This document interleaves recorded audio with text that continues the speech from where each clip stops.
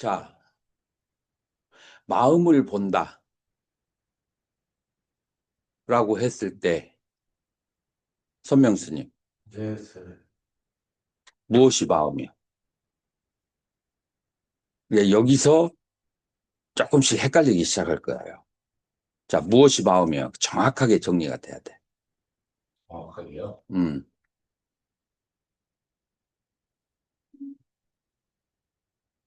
댓글 뺀 아버지가 마음인 것 같습니다.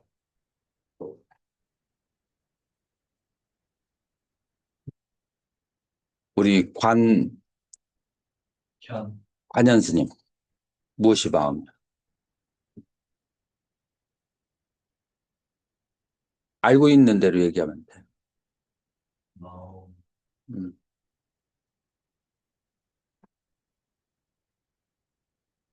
선한, 선한 스님은 무엇이 마음이요? 열반이 마음? 색과 심소를 제외한 아는 아는 마음. 것. 여기에 대해서 다른 의견을 가지고 있는 사람, 마음이 무엇이다 라고 정의할 때 다른 생각을 가지고 있는 사람 얘기해 봐요. 없어요? 내가 예전에 티베트 공부하다가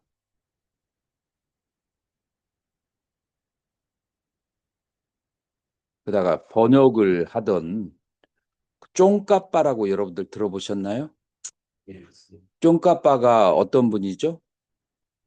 그리고 겔룩파의 창시자죠. 겔룩파의 창시자예요. 이분이 쓴 책이 있어요.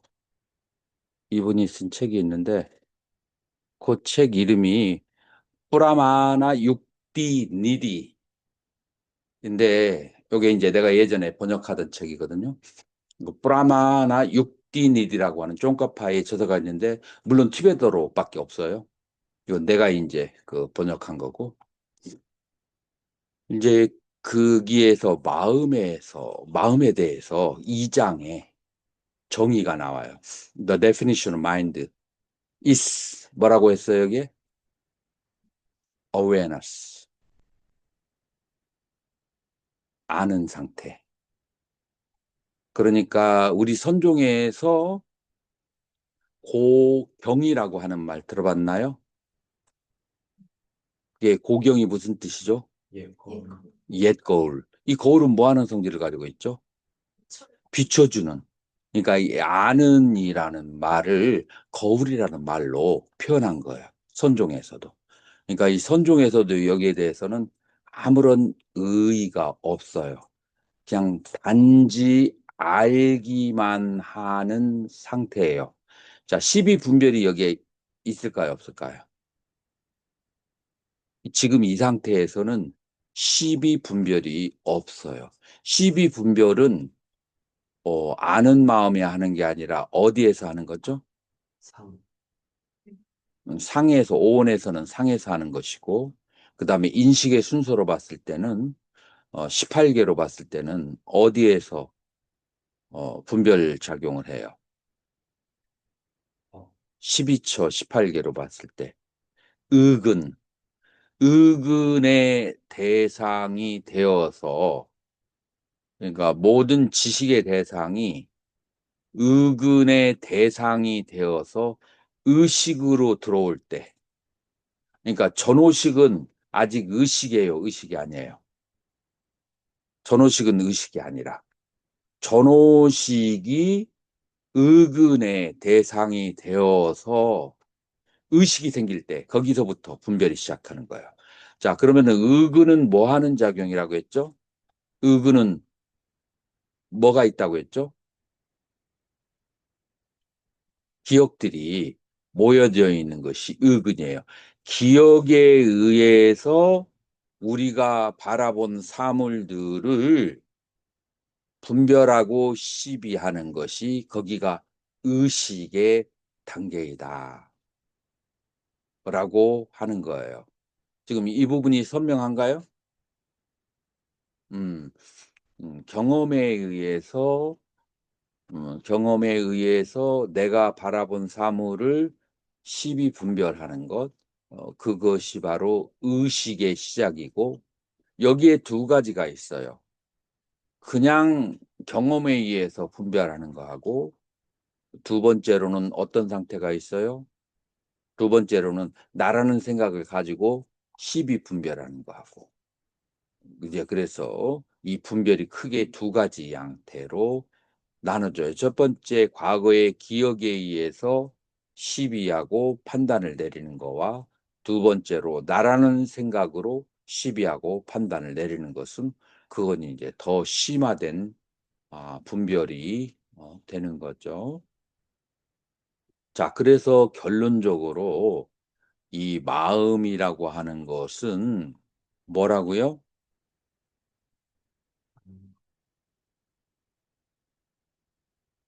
자, 여기에 이제 조금 더 In order to initiate the second chapter of ignition of mind, 그러니까 마음에 대해서 정확하게 이해하기 전에 the definition of mind is awareness. Some says that the definition of mind is knowing object.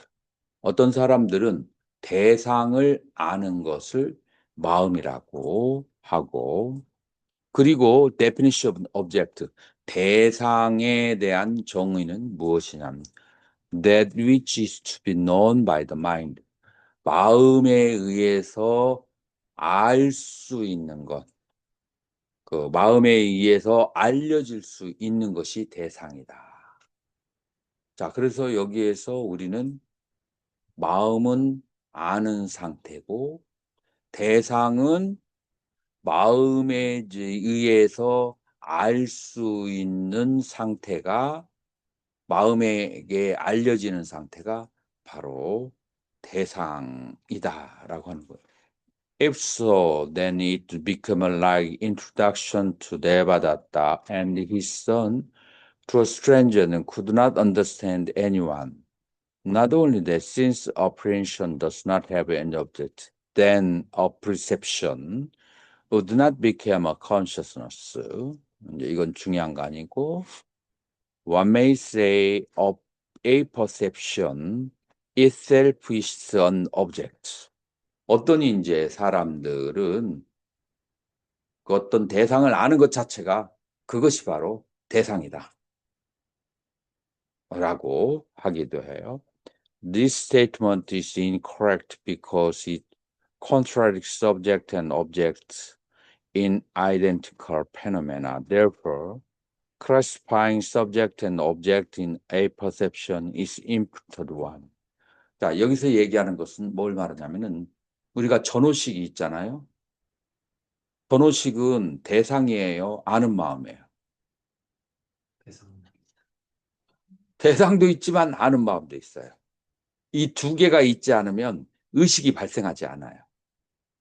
그러니까 뭔 대상에 대해서 아는 마음이 가는 것이지 아는 마음이 혼자서 돌아다니거나 대상이 없이 아는 마음 없이 대상이 있거나 우리에게 알려지거나 그런 일이 없어요. 이 두 개가 동시에 있어요. 그러니까 어떤 사람은 대상이 바로 아는 마음이다 라고 그렇게 말하는 사람도 있다는 거예요. 그런데 좀 더 정확하게 말을 하면은 대상이 되려면 아는 마음이 있어야 되고 아는 마음이 작용하려면 대상이 있어야 된다. 이렇게 얘기야 명확한 얘기예요. 그래서 아는 마음과 대상은 여전히 둘이 다른 거예요. 이제 그래서 여기에서 우리가 대상에 대해서 주의를 기울일 수 있고 그 다음에 아는 마음에 대해서 주의를 기울일 수 있고 이 두 가지의 선택이 우리에게 있는 거예요. 그리고 이 두 가지에 따라서 불교의 모든 수행이 각각 다른 방향으로 전개가 되는 거예요. 이게 굉장히 중요한 개념이에요. 대상에 내가 초점을 두는가, 아는 마음에 초점을 두는가. 이 두 가지가 왜 차이가 있을까요? 아는 마음과 대상.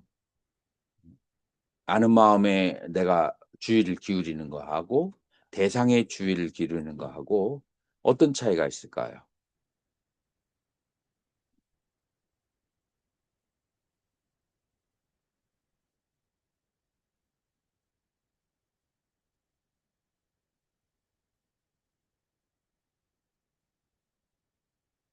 자, 이거를 이제 이렇게 비교를 하자고요. 아는 마음과 대상이 있는 것을 거울에 비춰진 아이스크림으로 이렇게 얘기하자고요. 아이스크림은 대상이고 이제 거울은 그걸 비춰주는 역할을 해요. 아이스크림에 마음이 집중되면 어떻게 되겠어요? 여러분들이 더 중요한 게 있어요. 여러분들의 마음이 아이스크림에 집중이 되면 뭐가 발생해요? 탐진치가 발생하게 돼요. 그러니까 대상에 대해서 마음을 집중하면은 여러분들은 이 고락의 윤회에서 벗어날 수가 없어요. 자, 그런데 대상과 함께 일어난 그 거울, 대상을 빼버린 그 거울만을 쳐다보면 여러분들에게 뭐가 오겠어요? 마음의 평화가 오는 거예요. 그래서 그 불교 수행은 뭐라고 얘기할 수 있냐면은 마음과 아는 마음과 대상이 있고 여기에서 아는 그 대상에 대한 내 마음을 다스리는 것과 아는 마음을 쳐다보는 것, 이 두 가지로 불교의 수행은 다 귀결될 수가 있어요. 스님은 이해가 됐어요? 음. 그런데 이 아는 마음을 쳐다보는 것이 더 미세하고 섬세해서 쉽지가 않아요. 자, 그래서 이제 이 정의가 내려졌어요. 아는 마음은 거울처럼 맑은 청정심이다. 근데 여기서 멈추면은 여러분들 혼란에서 벗어나지 못해요. 아는 마음의 자성은 어때요? 아는 마음의 자성. 성주스님, 아는 마음의 자성은 어떻게 돼요? 마음을 쳤어. 본질, 자성. 본질, 자성이 있어요, 없어요? 어, 없어요. 무자성이에요. 무자성, 무와 공이라고 그래요. 요게 확실히 이해가 되나요? 요거 확실히 이해가 안 되면 그러면 여기서 또 헷갈려요. 그래서 아는 마음의 기능은 대상을 아는 것이고 아는 마음의 본성과 자성은 무와 무자성 공이다. 이 두 개를 혼돈하고 헷갈리면 안 돼요. 월견 스님, 네. 아는 마음의 자성이 무자성이다, 무아이다, 공이다를 한번 설명해 봐요. 아는 마음도 고정불변하는 게 아니라 음, 대상이 일어날 때마다 같이 생멸하는 거기 때문에 음. 딱히 뭐 어떤 실체라고 할 만한 게 없습니다. 스스로 존재하지 않는다라는 게 무자성이 스스로 존재하지 않아요. 그냥 대상이 왔을 때 잠깐 일어났다 대상이 없으면 또 사라져. 그래서 존재한다라고 했을 때는 자기 스스로 남의 도움을 받지 않고 스스로 존재해야 존재한다고 그래. 우리가 기독교에서도 재밌는 게 보이는데 뭐라고 하냐면은 이제 처음으로 이제 그 에이브람 앞에 하나님이 나타났어요. 그래서 너무 무서워가지고 나무 옆으로 딸기나무 옆으로 산딸기나무 옆으로 숨었어요. 그래서 당신은 누구십니까? 이제 처음 만난 거야. 그 뭐라고 대답하는 줄 알아요?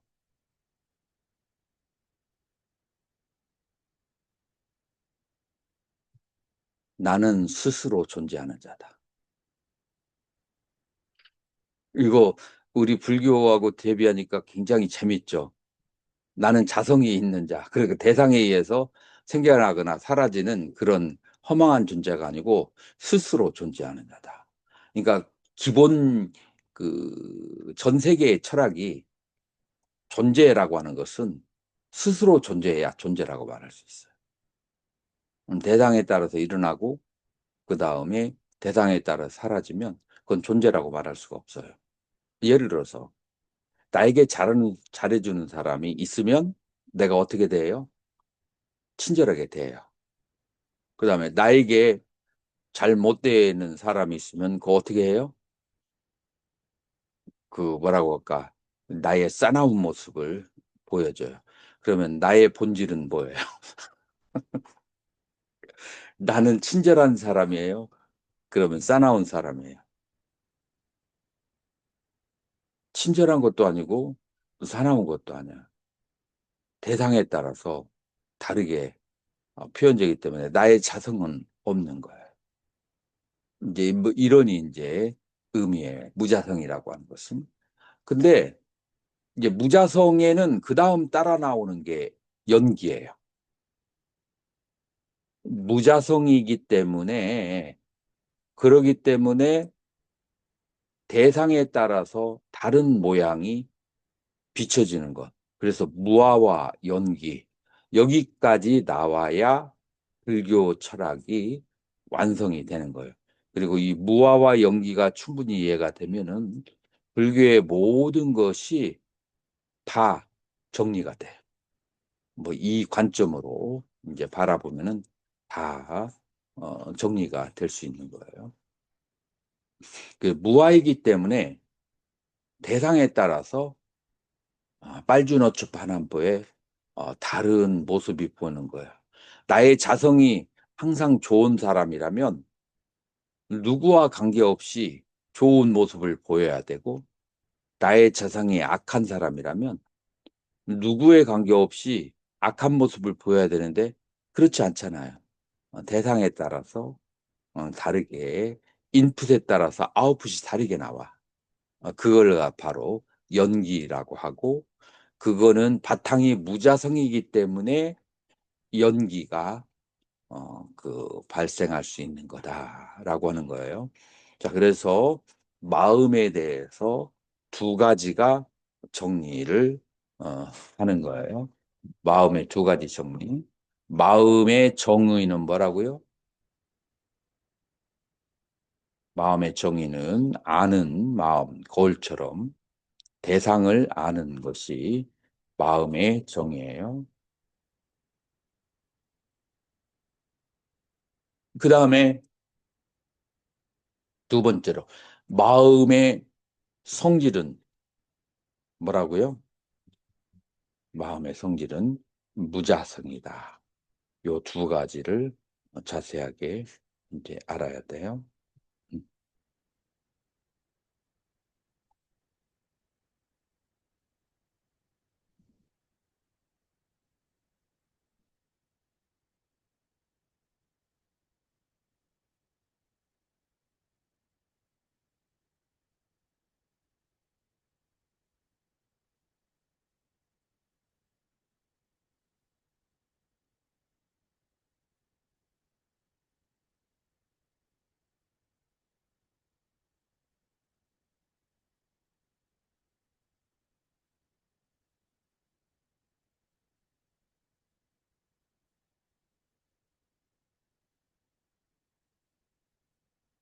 음.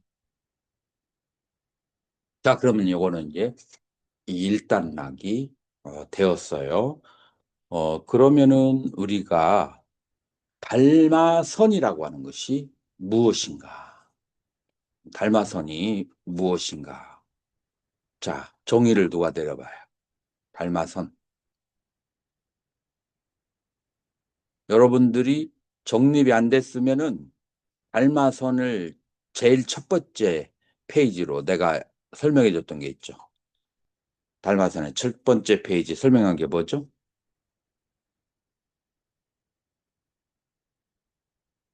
달마 관심론. 달마 관심론에서 뭐라고 설명이 됐죠?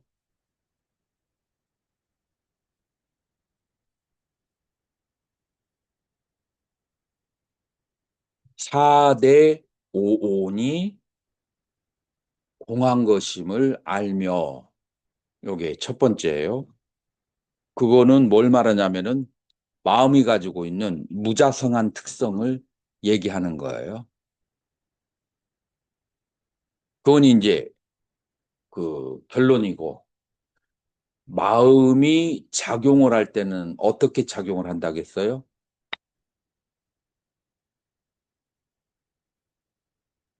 세상에 마음이 작용을 할 때는 청정심과 분별심으로 두 가지로 일어나서 작용을 한다고 했어요.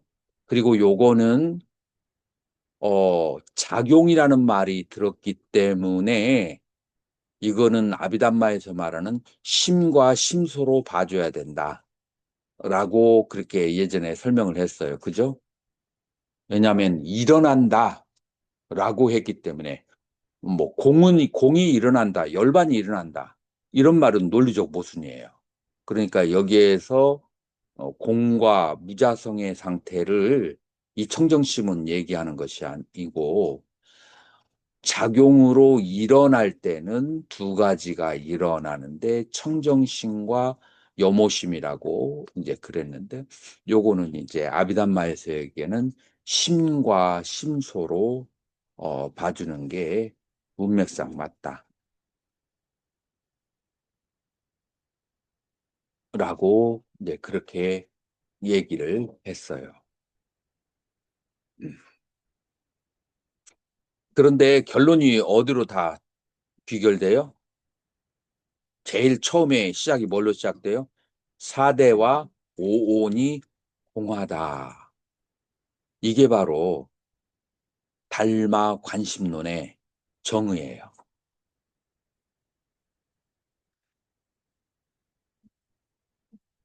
자, 4대와 5온이 공하다. 이게 바로 관심론에서 마음 쓰는 법이에요.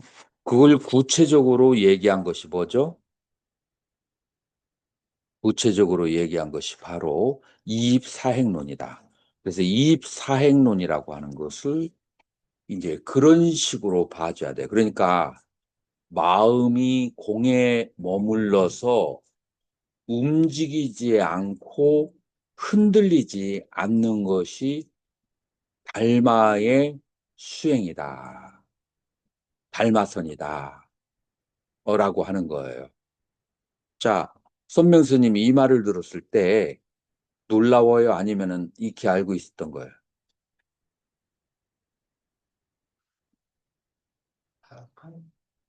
약간 놀라웠어요? 놀랍기도 하고 생각 안 거. 자, 그러면 한번 이 예를 들어볼게요. 선원에서 10년을 공부를 했어. 그 다음에 20년을 공부하고 30년을 공부를 했어.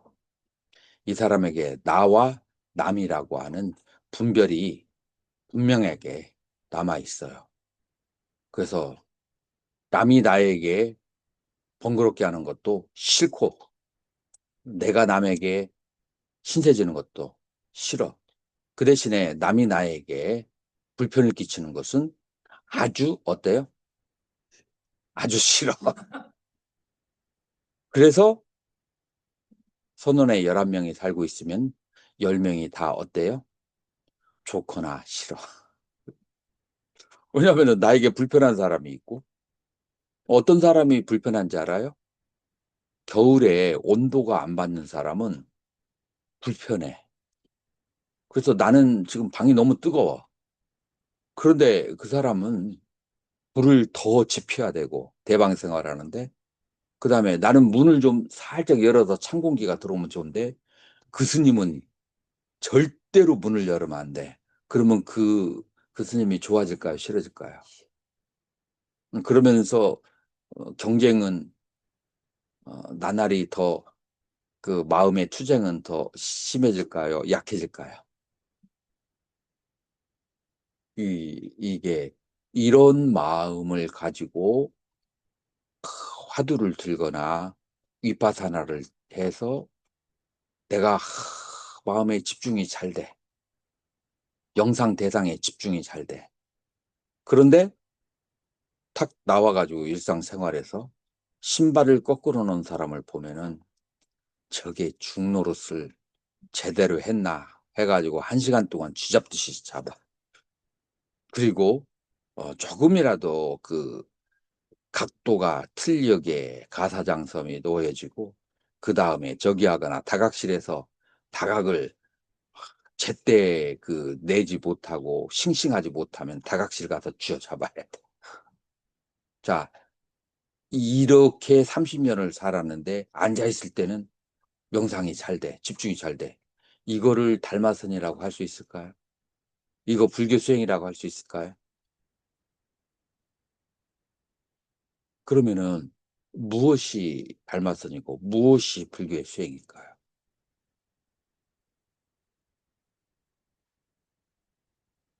여러분이 선언에 오래 있게 되면은 더 민감해지고 더 민감해져.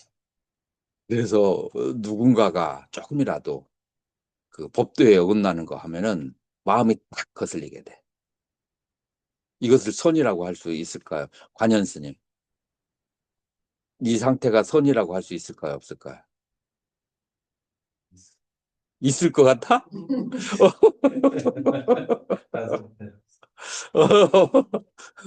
그래요? 자, 어떤 사람은 소임을 봐. 그리고 선방에 하루에 1시간 반만 들어가. 시간이 없어.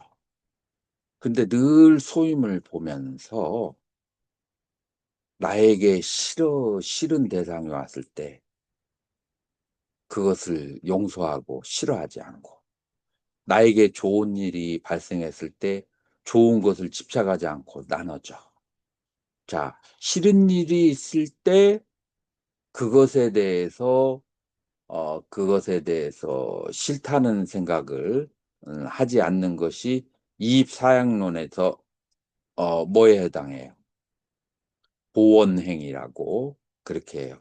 좋은 일이 왔을 때 좋은 것에 집착하지 않는 것을 뭐라고 그래요? 수연행이라고 그렇게 해요. 자, 그리고 세 번째로는 이제 여러 가지 물품들이 왔을 때 남들이 가져가면은 그냥 나눠주고 뭐가 필요하냐고 하면은 나는 그냥 만족스럽다. 이거 무슨 행위라고 그래요? 무구소행이라고 그래요. 그러면서 하루에 1시간씩 앉아서 공을 관해. 이걸 뭐라고 그래요? 칭법행이라고 그래요. 자, 누가 더 진짜 선사일까요? 선명스님.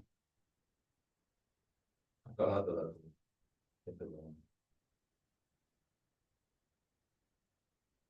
지수스님은? 잘 모르겠어요. 저는 1번? 둘 다 둘 다 아니라고? 두 번째가 왜 아니에요? 두 번째가 뭘 잘못했어요? 스님한테. 그러면 제 3의 것이 뭐예요?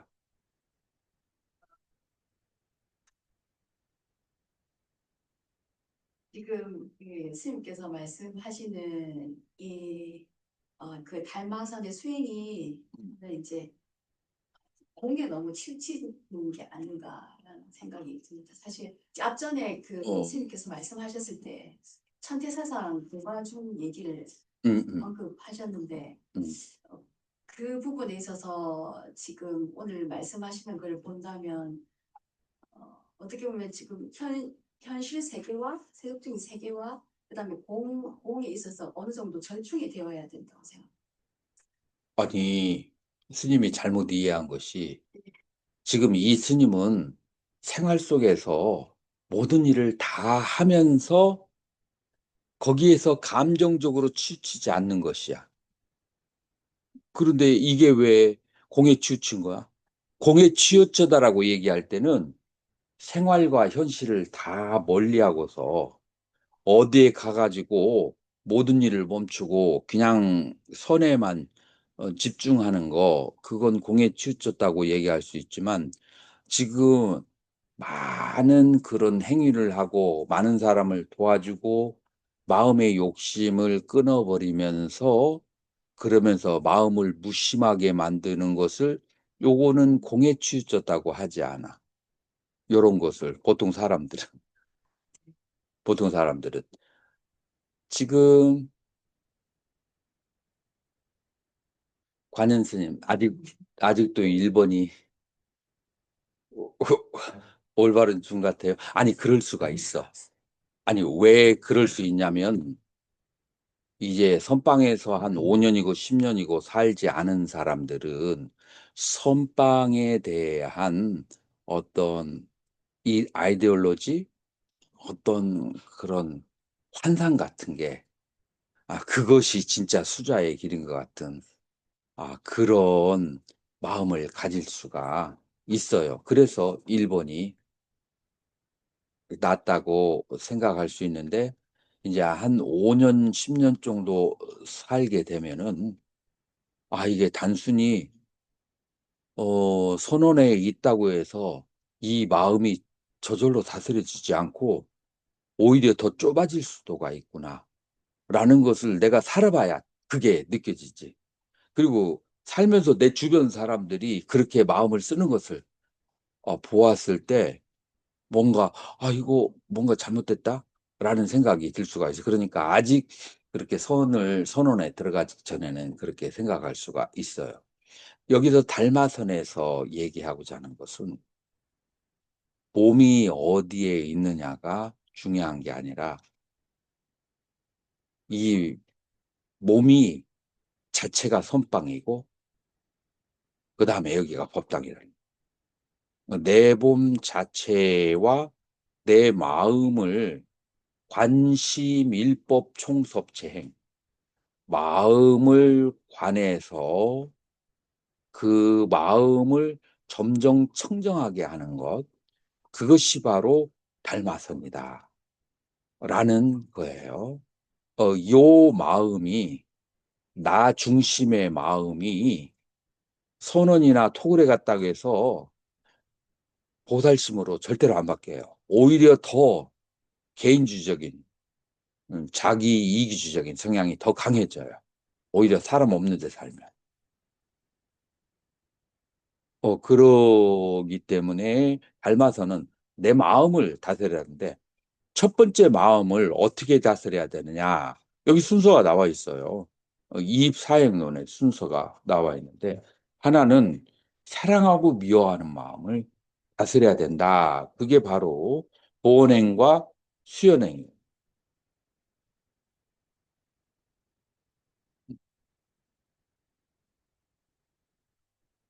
이제 두 번째 여러분들에게 이런 생각이 들 거예요. 여러분들이 이제 선원에 들어가서 좌선을 하면 선정의 즐거움이 와요. 삐띠하고 수카라고. 자, 이해하죠? 성주 스님, 삐띠 수카 이해해요? 삐띠스까요?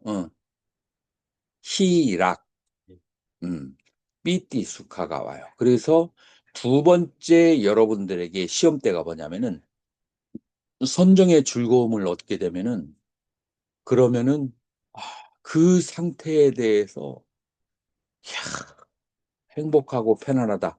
이런 행복과 평안을 느껴본 적이 없어. 그래서 여기에 대해서 집착하는 경우가 있을까요, 없을까요? 집착하는 경우가 이제 있어요. 그래서 나도 이 선정의 희락을 초창기부터 많이 느꼈기 때문에 거기에 대해서 많이 집착해서 가끔 가다가 여러 선사들로부터 지적을 당했어요. 너무 선정에 집착한다. 라고 하는 말을 들어봤어요. 그런데 그럼에도 불구하고 안 들어봤어. 근데 이제 내가 뭘 깨닫게 됐냐면은 교학을 하면서 선정을 얻는 목적을 우리가 잊어버리고 있었던 거야. 선정을 통해서 뭐를 하려고 했던가를 그거를 잊어버린 거야. 자, 선정을 통해서 뭐를 해야 되죠? 월견스님? 오온이 공한 걸 통찰해야 돼. 그건 마지막이고 그 전에 일단 감각적 욕망에 대한 집착을 덜어내야 된다. 그렇지 심청정을 마음의 청정을 째또 비무띠라고 그래요. 그래서 째또 비무띠 침해탈이라고 하는데 마음이 감정으로부터 청정해지는 것이 목적이에요. 근데 선정을 더 닦았기 때문에 마음이 더 감정적이 되는 경우가 실제로 있어요, 없어요? 이제 선정을 닦게 되면은 감각이 미세해져요. 그러니까 냄새에 대해서 굉장히 예민해지고 소리에 대해서 예민하고 모든 감각기관이 다 예민해. 선정을 닦기 전에는 다른 사람들하고 잘 어울렸는데 선정을 닦아서 예민해가지고 만약에 누군가가 오신채를 먹고 오거나 뭐를 하고 하면은 그게 5m 바깥에서 냄새가 맡겨져가지고 괴로워서 견딜 수가 없어. 누군가가 저기를 하는 사람 있잖아. 그걸 뭐라고 하죠? 요거 그걸 뭐라고 하지? 이렇게 하는 거. 네. 이 향공향 올리는 분 있잖아요. 10m 바깥에서도 10m 바깥에서 냄새가 나가지고 같은 선방에서 앉지를 못해.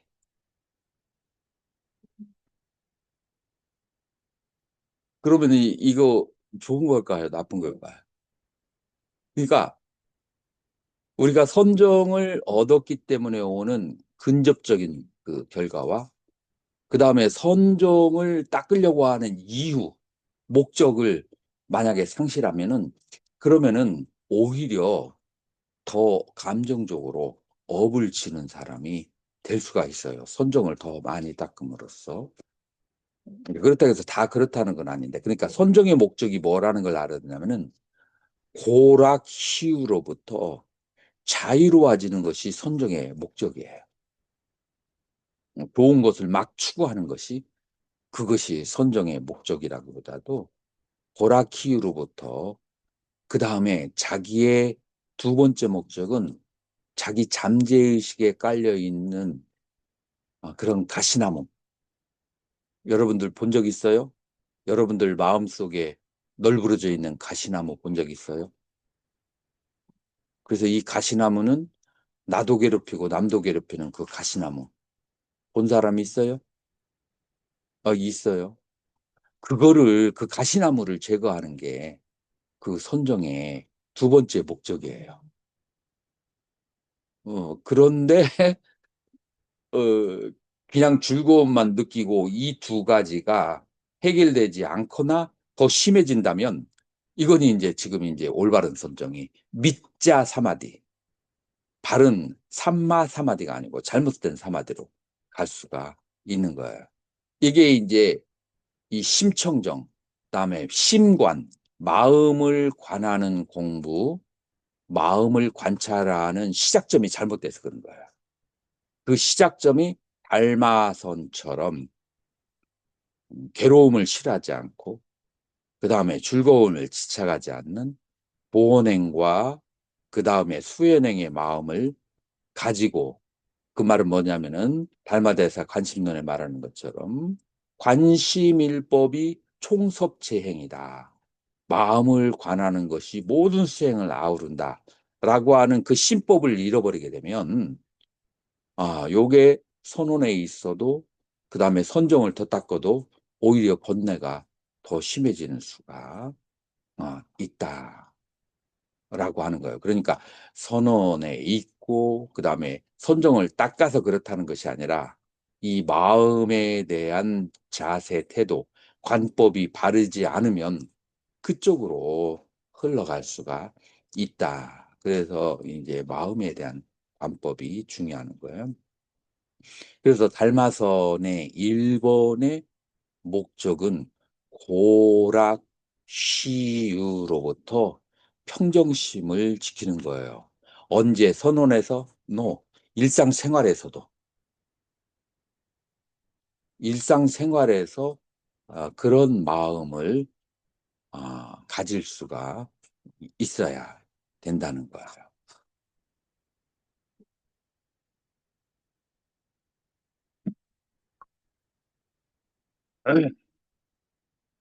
누군가가 동의하지 않는 사람이 있나 보다. 우리 목 뒤로 넘어갔어. 누군가가 심히 오브젝션을 거는 사람이. 성 교수님은 아닌 것 같은데? 괜찮은 것 같은데? 이 일상생활에서 이거를 어떻게 진짜 그러네. 성 교수님인가? 자, 그래서 여기 써 있잖아요. 일상생활에서 이제 사유를 통해서 나에게 안 좋은 일이 이제 발생했을 때는 어떻게 해야 된다고 그래요? 싫어하는 사람들이 내 주변에 있고 안 좋은 일이 이렇게 있게 되면은 내가 전생에서부터 수없이 많은 지은 악업이 있는데 그 악업의 그 과보가 지금 나에게 싫은 대상들과 안 좋은 환경, 예를 들어서 나는 좋은 학교를 졸업하고 싶은데 좋지 않은 학교, 부모님들이 조금 막 그냥 잘생긴 사람들이어서 학교에도 데려가고 싶은데 모양새가 아주 추루해서 친구들한테 보여줄 수가 없거나, 그러니까 자기가 원하는 그런 환경이 이제 아니라고 해봐요. 그런 환경이 닥쳤을 때 성주스님은 어떻게 마음의 평화를 누릴 수가 있느냐는 거잖아요. 이것이 바로 업에 대한 믿음 때문에 내가 전생에 수없이 많은 악업을 지은 과보로서 이런 안 좋은 환경이 일어나고 몸도 아픈데 몸이 아파도 그래도 두 발로 걸어 다닐 수 있고 몸이 아파도 책상에서 앉을 수가 있고 하는 것을 감사하게 생각합니다. 내가 그렇게 수없이 많은 악업을 지었음에도 불구하고 내가 아직 숨도 쉬고 공부도 할 수 있다라는 것을 감사하고, 그 다음에 내가 지은 그 악업이 이 몸이 아프고 내 환경이 고달프고 내 주변에 있는 그 나를 막 그냥 골탕 먹이는 그런 도반들이나 맨날 나를 괴롭히는 것을 통해서 내 전생의 악업이 쑥쑥쑥쑥 소멸해 가는구나. 그렇게 생각할 수 있어요, 없어요, 성 교수님? 있기는 한데 있기는 한데라고 하는 것이 스님이 업에 대해서 신뢰, 믿음이 부족해서 오는 현상이다. 열심히 기도해서 신심을 더 증장하도록 해요. 업에 대한 믿음이 어, 없으면 그 요즘에 이제 유튜브에 유명한 사람들이 업과 윤회에 대해서 부정을 하는데, 그러면 종교적 수행을 할 수가 없어요. 그런 자세로는 종교적인 이런 수행이 일어나지 못. 유명한 불교 유명 유튜버가 부정합니까? 그 있죠. 아주 불교학자 중에서 유명한 사람들, 몇 분, 스님들도 몇 분 유명한 사람들이 윤회에 대해서 이제 부정하는, 중관을 제대로 못 배워서 그래요. 중관학을. 내가 작년엔가 한번 강의실에서 설명을 해준 적이 있을 거야. 그 사람들은 기본적으로 중간과 유식에 대한 그런 이제 자기의 철학적 개념을 이제 가지고 있었는데, 그 중간과 유식을 정확하게 잘 이해를 못하면 그런 걸 부정할 수 있게 돼요. 자, 그래서 이거 보다면 선원에 들어가서 마음을 관하는 법도 그건 이거보다 더 어려워요. 그래서 부처님에 대한 신뢰감을 이제 더 이제 키울 필요가 있어요. 이제 그래서 이제 업과 윤회에 대해서 설명한 것을 경전 속에서 더 많이 보고 읽어주고 그래야 돼요. 이걸 다 믿는데 이렇게 살기는 쉽지 않다. 응? 다 믿는데 이렇게 살기는 쉽지 않다. 쉽지는 않지만 할 수는 있다는 거잖아요. 예. 그러면은 잘하는 거예요. 누구에게도 쉽지는 않지만 요게 이제 세월이 흐르다 보면 이제 더 깊어지게 돼요. 그래서 사람들이 나보고 옵티미스트라고, 내가 인도에서 유학할 때 너 굉장히 긍정론자라고 그렇게 얘기를 했어요. 이제 그 하나의 예로 이제 우리 이제 가끔가다 유학생들을 초청해서 밥을 이렇게 공양을 해주는 두레네 집이라고 있었어요. 예, 거기에 갔는데 세상에 내가 탁 들어가다가 못이 이렇게 거꾸로 박혀 있는데 그거를 정통으로 밟아버렸어요. 네, 그래서 발바닥이 막 이렇게 들어갔어. 그래서 얼른 뽑았어. 그래서 막 그냥 그 부부는 굉장히 막 아유 막 죄송하고 미안한데 내가 보기에는 혈자리에 제대로 맞아가지고 침 몇 방 맞은 것보다 효과가 있을 것 같아. 내가 그랬는데 진짜 그런 느낌이 오더라고. 혈자리에 제대로 꽂혀가지고 온몸이 쫙 하더라고요. 그리고 두 번째 어떤 일이 있었냐면은 내가 뿌네에서 우리 공부하는 사람들은 일반 그 인도차 버스 잘 안 타요. 거기는 막 여러 가지 한 시간에 한 대씩 오고 그래서 대부분 차가 있거나 아니면은 오토바이를 타요. 그래서 나도 이제 처음으로 오토바이를 배워가지고 학교를 이렇게 가다가 도서관에서 공부하다가 오다가 어 갑자기 살짝 속도를 냈는데 미끄러져 가지고 붕 떠가지고 이렇게 떨어졌어요. 저녁이 아니고 낮이구나.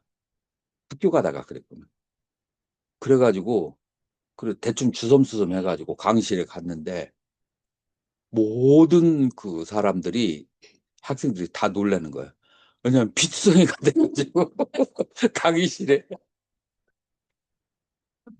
강의실에 들어오니까 그래서 왜 병원에 안 가고 그 바로 앉아서 강의 끝나고 살 거라고. 그래서 나는 강의 시간을 그 유학생활 20 몇 년을 하는데 한 번도 나는 놓쳐본 적이 없어요. 공부하러 이제 가기 때문에. 그래서 일상생활 속에서 이렇게 훈련을 하면 이제 그렇게 이제 마음 씀씀이가 이제 그렇게 변해질 수 있어요. 물론 그것만이 다는 아니지만 이제 그래서 안 좋은 환경을 그렇게 이제 내 업이 소멸하는구나. 그 다음에 성 교수님, 좋은 환경이 갑자기 막 그냥 잘 풀려. 지나가다가 이게 뭐 이 청소를 하는데 복권을 있어서 저기 휴지통에 넣으려다가 그냥 호주머니에 넣었어. 그래가지고 이렇게 딱 열고 봤는데 얼마짜리가 당첨됐다고요? 3억짜리가. 네. 네. 다음날 길을 걸어가는데 돌멩이를 딱 찾는데 돌멩이가 노란색이야. 광고. 봤더니 뭐예요? 1kg짜리 골드바. 예를 들어서 이런 이제 좋은 일이 계속 일어날 수가 이제 있어요. 사람들이 칭찬도 해주고. 이제 그럴 때는 어떻게 마음을 써야 된다고 그래요? 24학년에서 그걸 수연행이라고 하는데 내가 선업을 지었기 때문에 이런 결과가 오는 건데 선업은 영원한 거예요? 무상한 거예요? 무상한 거예요. 그래서 선업은 써버리고 나면 그러면은 사라지고 없는 거야. 예를 들어서 스님이 열심히 직장 생활하다가 출가를 했어. 그래가지고 3억을 모아놨어. 그래서 흐뭇하게 이거 가지면은 토구를 하나 하겠구나 생각을 했는데 매달 1,000만 원씩 막 그냥 나가는 거야. 그래서 몇 년 지났는데 1억밖에 안 남았어. 기뻐요? 아니면은 조심스러워요? 조심스럽죠. 마찬가지로 나에게 좋은 일이 계속 생긴다는 것은 과거에 선업을 쌓은 것이 점점 그 은행의 통장에도 돈이 빠져나오니까 점점 사라진 거야. 그러니까 남에게 자랑질하고 다닐 여가가 없어요. 아주 굉장히 조심하고 복을 더 지으러 다녀야 돼. 복을 더. 그러니까 이게 이제 좋은 일이 생겼을 때도 마음이 너무 교만하지 않는. 그게 뭐라고 그래요? 그걸 그런 생을 뭐라고 한다고요?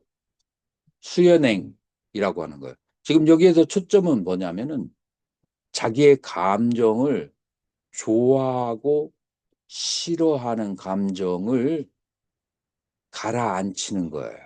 이게 바로 선종의 목표예요. 선종을 닦는 목표가 내 마음의 감정이 흔들리지 않아야만 돼.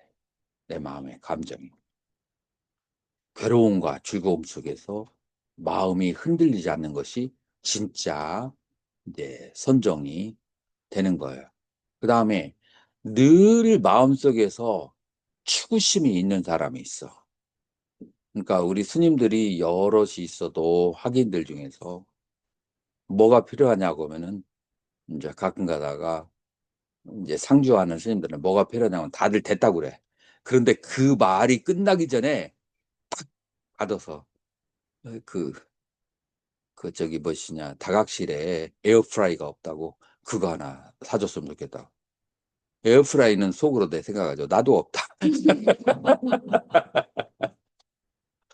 이제 그래서 뭔가 저기 하면은 끝없이 막 그냥 이렇게 저기 하는 그게 이제 과거에 잘 살아서 막 그렇게 살았던 습관을 절해와서도 뭐 이것도 필요하고 저것도 필요하고 이것도 먹고 싶고 저것도 먹고 싶고 이런 마음을 감정을 가지고 있으면 마음의 평정을 얻지 못해요. 그래서 이제 지족하는 마음을 이제 어, 갖게 되는 거예요. 여러분들 도솔천이 무슨 천상인지 알아요? 도솔천. 산스크리트어로 투시타야. 투시타가 무슨 뜻인지 알아요?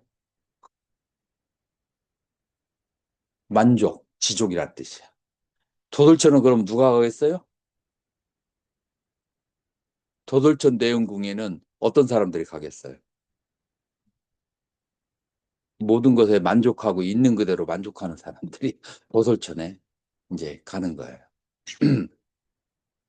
이제 그래서 무엇이냐면은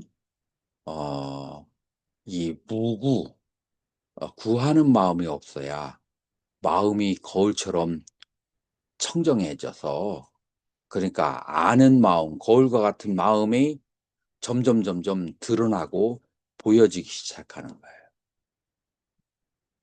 이제 이것이 이제 진정한 의미에서 삼매다라고 말할 수가 있어요. 자, 그래서 우리 불교에서 수행을 두 가지 개념으로 얘기하는데 그걸 뭐라고 했죠? 저번에 천태 얘기할 때 얘기했는데 수행의 두 가지 방법.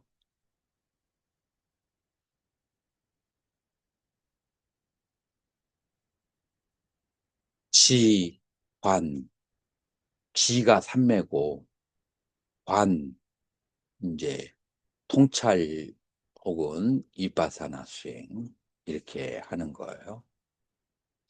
자, 왜 지관 수행을 해야 될까요?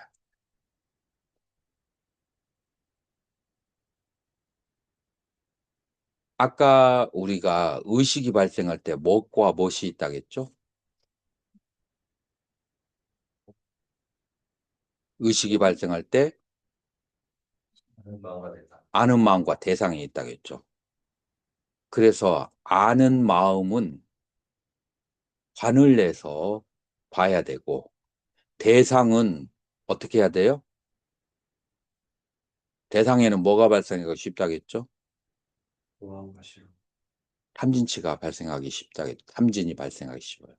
그래서 대상에는 지혜 수행을 하고 아는 마음은 관을 수행을 해야 된다라고 하는 거예요. 이게 초기 불교의 용어인데 이게 선종까지도 다 연결되는 거예요. 지, 관에 시행을 해야 된다라고 하는 거예요. 그래서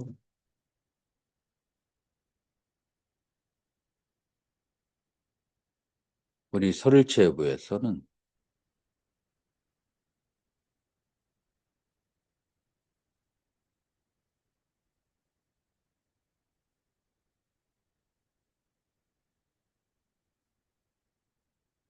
이 서울체육부에서는 그다음에 초기불교에서는 본례가 두 가지가 있다고 했는데 견옥과 수옥. 그래서 우리가 지를 하는 것은 수옥을 닦는 것이고 관을 하는 것은 견옥을 닦는 것이다. 이거를 다른 말로 해서 견도와 수도라고 얘기해요. 선종에서는 이걸 뭐라고 표현하죠? 정일선수. 선종에서는 정해상수라고도 하지만 선호, 후수 들어봤어요? 선오, 후수라는 말. 먼저 깨닫고 그 다음에 뒤에 닦는다. 자, 깨닫는다는 것이 뭐를 깨닫는 거예요? 마음의 본성을 보는 거예요. 마음을 보는 거예요. 그다음 닦는다는 것이 뭐를 닦는 거예요? 탐심과 진심을. 무엇에 대한 대상에 대한 탐심과 진심을 닦는다. 라고 하는 거예요. 여기에 그 논리가 달마성까지도 그렇게 적용이 되는 거예요. 자, 그래서 보언행, 수언행, 그리고 무구소행은 여기에서 뭐를 닦는 거예요? 수도를 닦는 거예요. 또 다른 말로 삼매를 닦는 거예요. 그 다음에 칭법행은 견도를 이제 닦는 게 되죠. 자, 휴식을 취하고 칭법행으로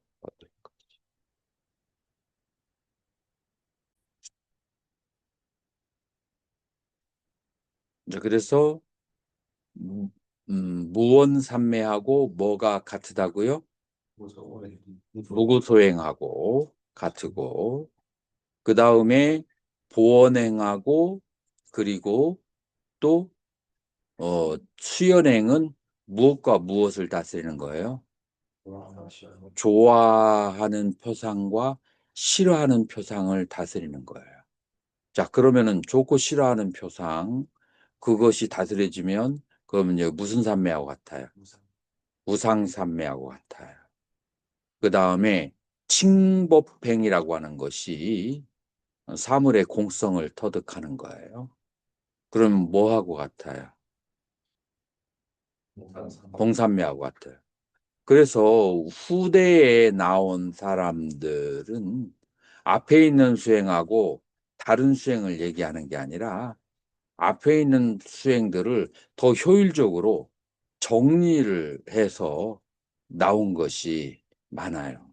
후대의 수행은. 그래서 후대에 나온 수행이 앞에 있는 수행하고 서로 충돌되거나 다르거나 하지가 않아요. 그건 이제 충돌하는 것은 뭐가 충돌하는 거예요? 나의 오해가 충돌하는, 나의 마음이 충돌하는 거예요. 이제 그래서 이제 이입사행론을 통해서 이렇게 바로 그 아라한의 이제 상태로 아라한의 의식으로 들어가게 하는 생활 속에서 이제 그렇게 들어가게 하는 방법론이다 라고 하는 건데 지금 우리가 이제 의식이 발생할 때 아는 마음과 그 다음에 의식의 대상인 표상 니미tta 이 두 가지가 발생하는데 이 두 개를 각각 다스리는 것을 무슨 수행이라고 했어요?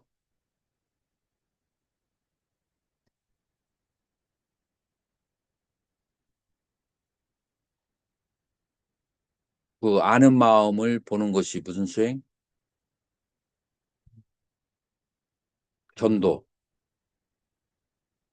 그 다음에 이 표상을 아는 마음의 대상, 표상을 다스리는 것을 그거를 수도라고 했어요. 우리 오온 가운데서 아는 마음은 어디에 속해요? 식. 그 다음에 그 아는 마음의 그 대상이 되는 것은 뭐예요? 색수상행인데 마음의 대상이 되려면 수상행이죠. 이제 색은 마음의 대상이 될 수가 없죠. 그래서 이제 결국은 식을 보고 수상행을 다스린다. 그래서 이 견도와 수도가 바로 식과 수상행과 연결이 되어 있는 거예요. 그래서 이 수상행을 다스리는 것이 바로 앞에 있는 그 이입사행론 중에서 세 개가 바로 수상행을 다스리는 수행이 되는 거예요. 이해가 되나요? 되었습니다.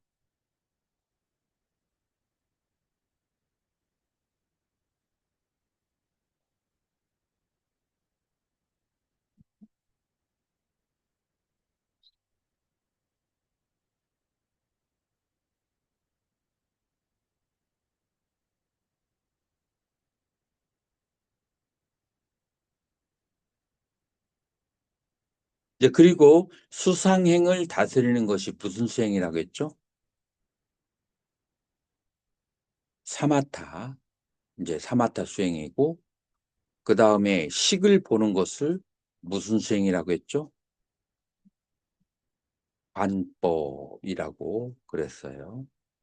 자, 수상행을 다스리는 것은 마음의 그 번뇌 중에서 대표적인 거 뭐뭐를 다스리는 거예요?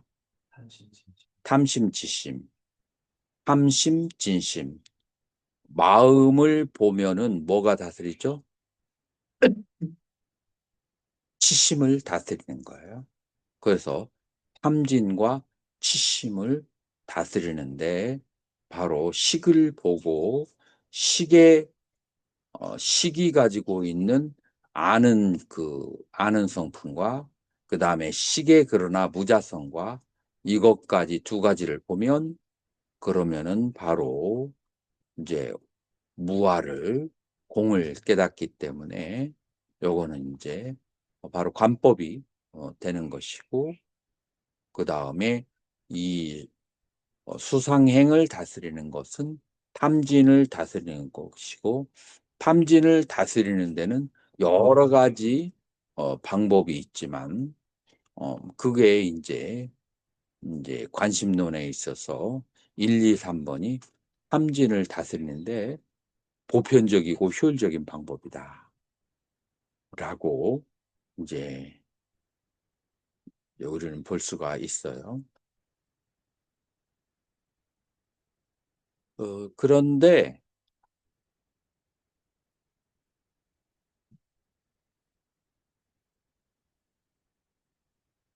그래서 마음을 보는 수행과 탐진을 다스리는 수행 두 가지로 나눠지기는 되는데 이제 마음을 볼 때 이 관법은 어디서부터 시작돼요? 마음이 잘 보여요, 안 보여요? 잘 안 보여요. 그러면은 거칠은 것부터 시작돼야 돼요. 그러면은 뭐부터 보기 시작해요? 예? 색. 색을 어떻게 봐야 되죠? 지, 수, 화, 풍, 사대로 그렇게 나누어서 봐야 돼요. 그래서 좌선을 할 때와 경행을 할 때 색이라고 하는 것은 지수화풍 4대인 것을 계속 보게 되면 무엇에 대한 집착이 벌어져요? 몸에 대한 집착이 엷어져요. 왜 그래요? 이 몸은 결국 지수화풍 4대일 뿐이고 갈 때도 어디로 가요? 지수화풍 4대로 돌아가는 거예요.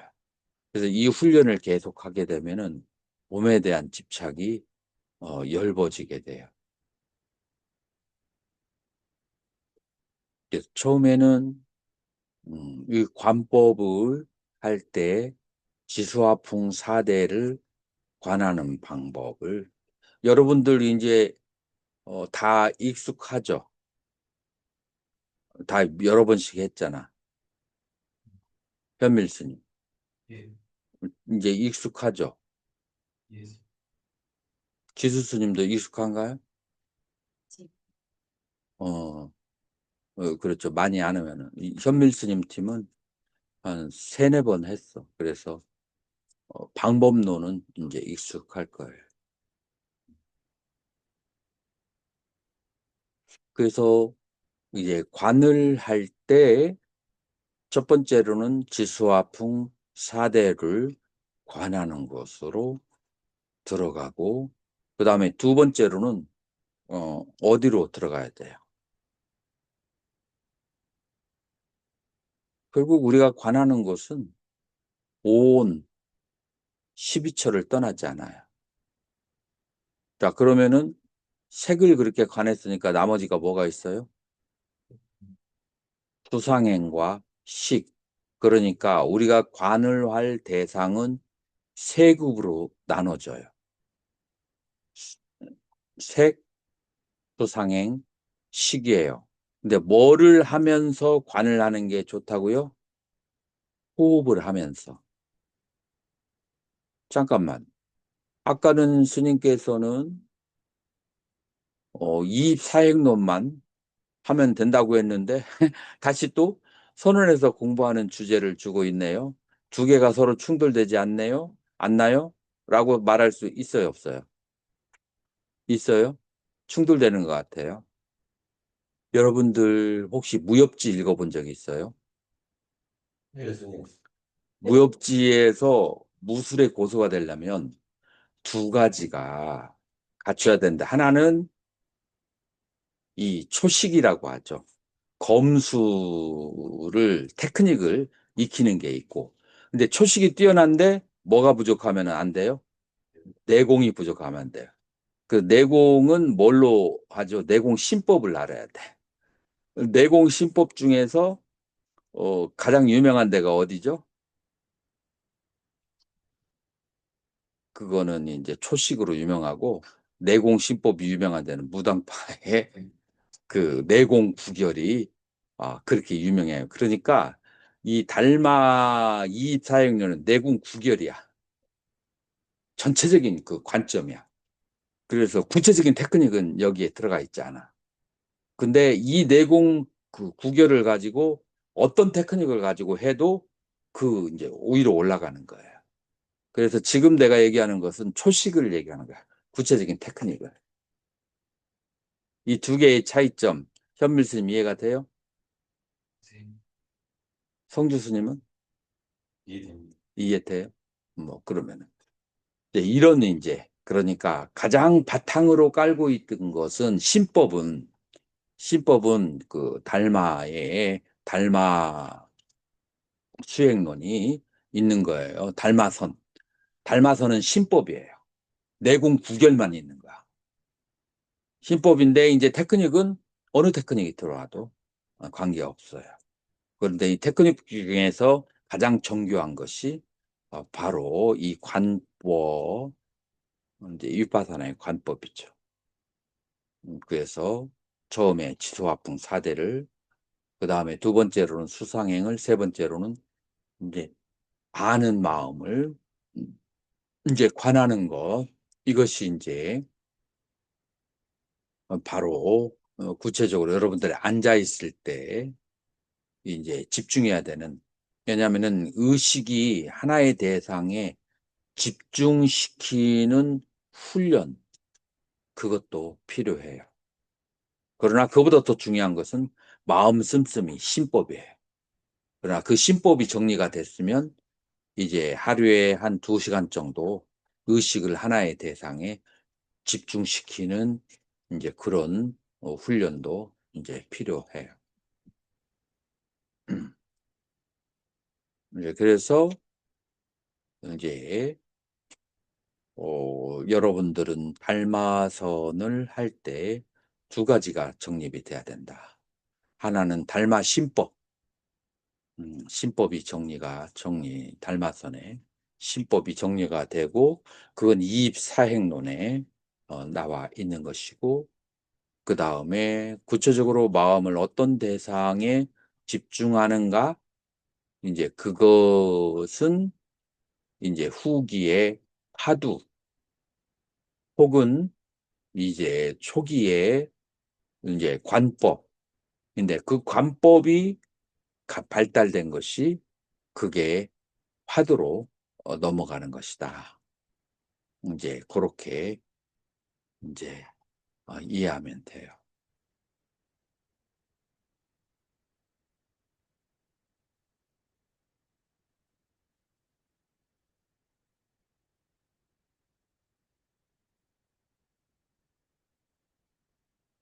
이제 처음에는 이것저것 해보는 것도 좋아요.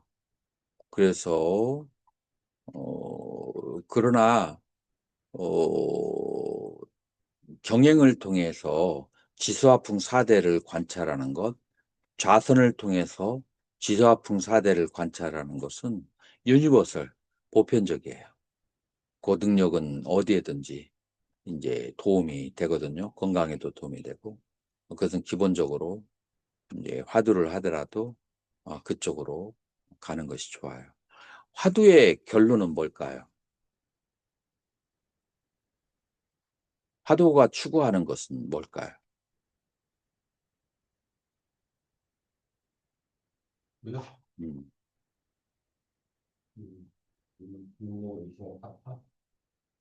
그거는 이제 과정이고, 그걸 해서 뭘 얻고자 해요? 인물체 음, 이거를 좀 다른 말로 하면 아무것도 집착하지 않는 것을 터득하는 거예요. 그래서 만약에 화두를 잘 든다고 하면서 집착이 많은 사람은 이 사람은 지금 또 잘못 가고 있는 거예요. 화두를 안 들었어도 집착하지 않는다면 이건 진정한 화두예요. 그래서 화두의 목적이 집착하지 않는 데 있어요. 그렇다고 해서 화두 자체에 대해서 집중을 놓아버리면은 그건 안 되죠. 그건 집착이라고는 말하지 않고 화두 하나에 집중되어 있다. 그래서 집중하고 집착하고는 달라요. 어떻게 다를까요? 집중하고 집착의 차이점이 뭐가 있을까요?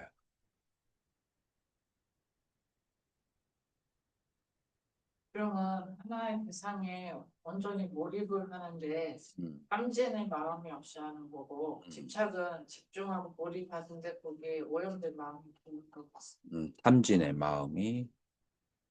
탐진의 마음이 붙어 있는 것이 그리고 탐진의 마음 밑에는 나라는 생각, 아상이 이제 들어가 있는 거죠. 내가 잘 돼야지. 내가 빨리 깨달아가지고 내가 더 유명해야지. 이제 이런 마음은 사람을 집착하게 이제 만들죠. 그래서 집중과 집착의 차이점이 이제 다르다. 이제 이거를 이제 알 수가 있죠. 자, 그래서 이제 우리의 그 견도와 수도와 심과 심소와 수다원과 아라한 그다음에 초지보살과 육지보살 그러면 아라한과 수다원의 차이점은 뭘까요? 초지보살과 육지보살의 차이점은 뭘까요?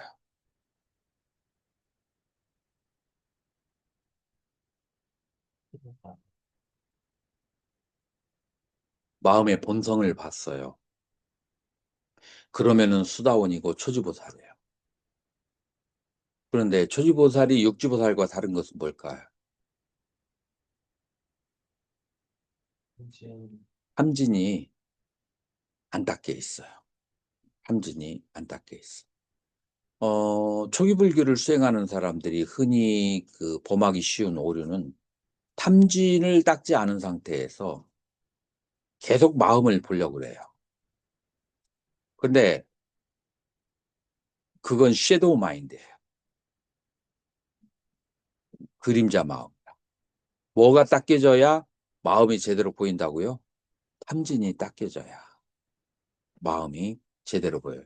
이제 그런 관점에서는 그런 전 개정해, 개와 선정을 닦은 다음에 지혜로 가야 된다. 이제 그런 것이 중요해요. 예를 들어서 제가인들 가운데서 미얀마 가서 3개월 수행해가지고 마음의 본성을 확 봐서 10년 동안 중사리한 스님들보다도 마음에 대해서 더 영롱하게 선명하게 설명하는 경우가 있어요. 이럴 때 여러분들은 어떤 생각이 드나요? 기가 죽나요? 죽을 수 있어요. 그런데 이 사람들은 탐진이 탐지는 닦지 않고 그 마음만 본 거예요. 그래서 마음이 보여줄 수도 있어요. 근데 그건 진짜 마음이 아니고 그림자 마음. 그래서 이 진짜 마음이 보여지려면 어떻게 돼야 되냐면은 탐진이 그것이 닦여져야 돼요. 그래서 우리 스님들이 절집에서 생활하는 것은 탐진을 다스리는 게 먼저 닦여져요.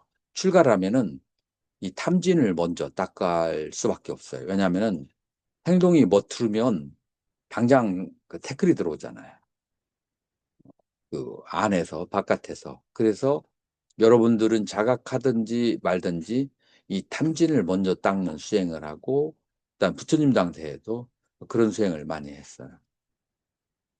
이제 그래서 결국 초지보살과 육지보살과 수다원과 아란의 차이점은 이 탐진이 닦여 있는가 안 닦여 있는가하고 관련돼 있어요. 그래서 탐진을 닦고 마음의 본성을 보면 그러면은 어떤 상태가 될까요? 탐진을 닦고 마음의 본성을 보면 어떻게 된다고요? 지구사이. 육지보살이 되고 아라한이 되는 거예요. 그래서 마음의 본성을 보는 것은 조금 짧고 그다음에 탐진을 닦는 것은 길다라고 말할 수. 그래서 우리 선가에서 견성을 하고 난 다음에 뭐라고 얘기하냐면 지금부터 수행 시작이다. 여기서 말하는 지금부터 수행 시작은 뭘 말하는 거예요? 이제 지금부터 이제 본격적으로 탐짐을 닦아야 된다. 이거는 뭐 훨씬 길고 이제 오랜 세월이 이제 흘러야 되는 거죠. 그리고 아까 그 이입사행론에서 그 수연행하고 그다음에 1번이 뭐였죠? 보원행하고 무구토행. 이게 바로 뭐를 닦는 수행이라고요? 탐진을 닦는 이제 수행이다라고 하는 거예요. 그래서 탐진을 닦아서 마음이 쉬워져서 어디까지 가야 돼요? 장벽처럼 흔들림이 없어야 돼.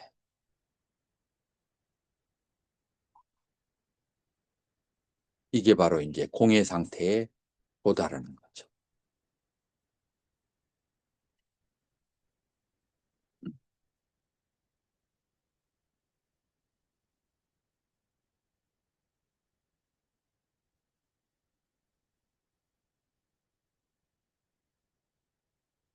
그래서 칭법행이라고 하는 것은 정중에만 칭법이 아니라 이 칭법이라고 하는 것은 무자성을 말하는 거예요. 법의 법무자성. 그래서 법무자성에 일치하는 삶을 산다는데 좌선할 때도 법무자성이 아니라 일상생활을 하고 육바라밀을 수행을 하면서도 무자성의 마음으로 육바라밀을 수행하는 것이 바로 칭법행이다. 이제 공삼매에 이제 해당한다라고 말할 수가 있어요.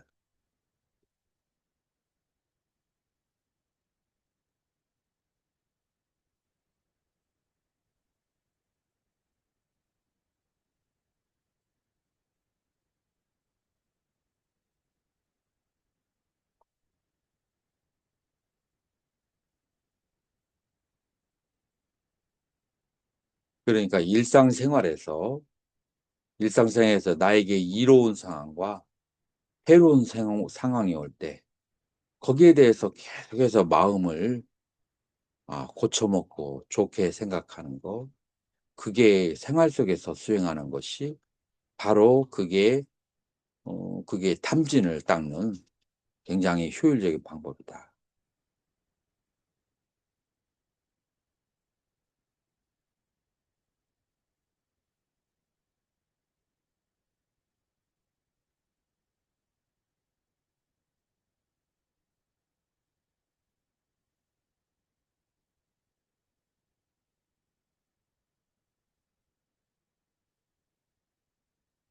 자, 그러면 우리가 좌선할 때는 어떻게 하는가? 이제 호흡을 통해서 관법으로 들어가는가, 아니면은 지로 들어가는가, 이제 하는 지관의 이제 방법론이 필요하죠. 그래서 호흡과 함께 지관을 닦는 거. 이거는 이제 천태지관에서 이제 설명이 이제 자세하게 설명되어지죠. 그러나 닮아서는 뭐라고요? 신법이다. 마음 씀씀이를 어떻게 가져야 되는가, 일상생활에서 이제 닮아서는 이제 그런 것이다 하는 거죠.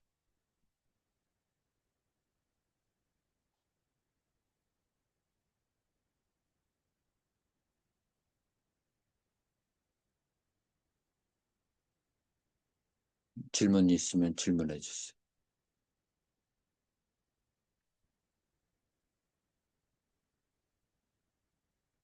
그 질문이 있어요. 음, 일상생활에서 이게 만나고 대화를 나누거나 같은 공간에 있을 때 진심과 이게 함심. 예, 탐심보다도 이제 화나는 마음과 이제 아프게 하고 이렇게 부정적인 에너지를 너무 주는 그런 말과 행동을 하는 사람이 대중 속에 있을 때, 항상 있죠.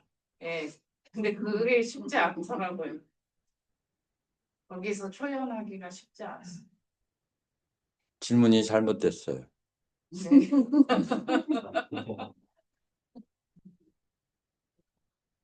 질문이 잘못됐어요. 어떻게 해야 표현할 수 있냐라고 하면은 내가 대답을 할 수 있지만, 그냥 그렇게 얘기해 버리면 그게 바로 이 수연행과 그 다음에 보원행으로 그거를 더 깊이 생각을 해야 돼. 보원. 이제 보원행이 그걸로 좀 부족할 때가 있어. 호적수를 만나면 그냥 옆에 있는 것 자체가 막 그냥 살떨리게 막 싫은 사람이 있을 수가 있어. 그러면 한 단계 업그레이드 해야 돼. 그래서 자비심 자비관으로 업그레이드를 해야 돼. 그 사람이 얼마나 고통 속에 있는지 연민심을 가져야 되고, 그 다음에 저 사람이 먼저 보내신 나의 할머니고 나의 할아버지이고 내가 그 빚을 갚아야 되는 할머니, 할아버지, 어머님, 아버님이 오셔가지고 나한테 빚을 받아간다. 이제 이런 식으로 자애심을 가지면서 이제 그렇게 자기의 감정을 싸워서 다스리는 게 이게 수행이에요.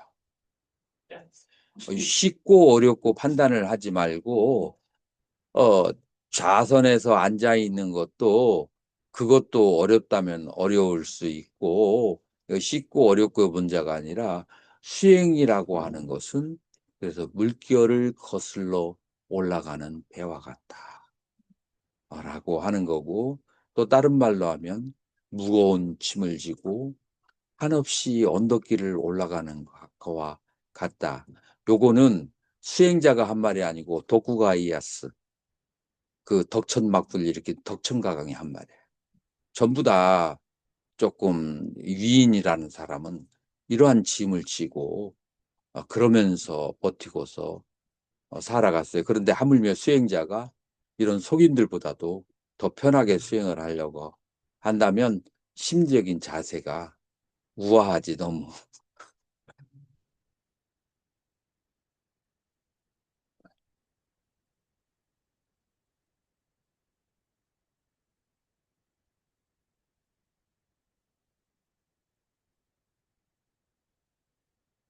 여러분들 저기 월견 스님 예, 스님.